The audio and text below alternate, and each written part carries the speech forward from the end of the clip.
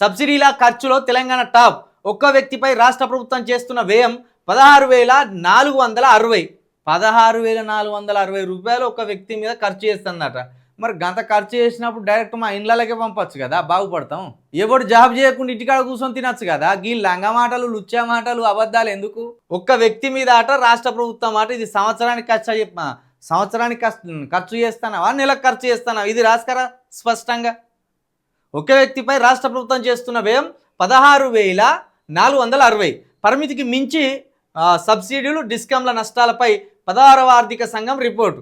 దేశం సగటున కంటే ఎక్కువ తగ్గించుకోవాలనే హెచ్చరిక. రాబోయే 5 ఏళ్లలో ఆర్థిక క్రమశిక్షణ పాటించకపోతే గ్రాంట్లపై ఆంక్షలు.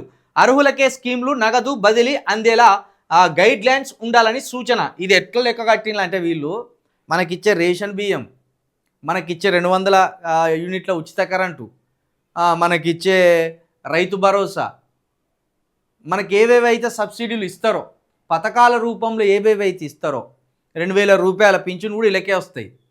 ఇవన్నిటిని కలుపుకొని ఓవరాల్గా చెప్తే, ఓవరాల్గా లెక్క చేస్తే, ఓ సగటున లెక్క చేస్తే ఒక తల ఇంత వస్తుంది అని చెప్తున్నారు.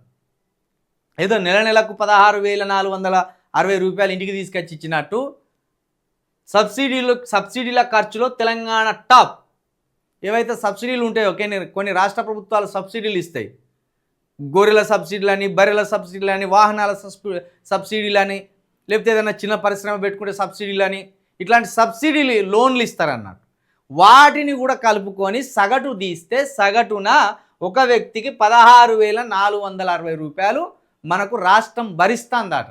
కాబట్టి చాలా భయంకరంగా ఉన్నది ఇది తగ్గించుకోకపోతే రాష్ట్రం అడకతినే స్థితి వరకు వస్తుంది. కాబట్టి వెంటనే తగ్గించుకోర్రి అని కేంద్రం హెచ్చరించినట్టు ఇక్కడ ఒక వార్తను రాసుకొచ్చిండ్రు. ఇది దేశ సగటు కంటే కూడా రాష్ట్ర సగటే ఎక్కువ ఉన్నది.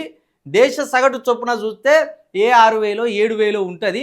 కానీ మీరు 16,000 దాకా వెళ్ళిళ్ళు, మీరు ప్రమాదంలో ఉన్నారు, తక్షణం తగ్గించారంటే ఇప్పుడు 2,000 పింఛను కూడా కట్టు, ఇంకోటి కట్టు అని మెల్లగా మనల్ని అక్కడ తీసుకొచ్చే ప్రయత్నం అన్నట్టు.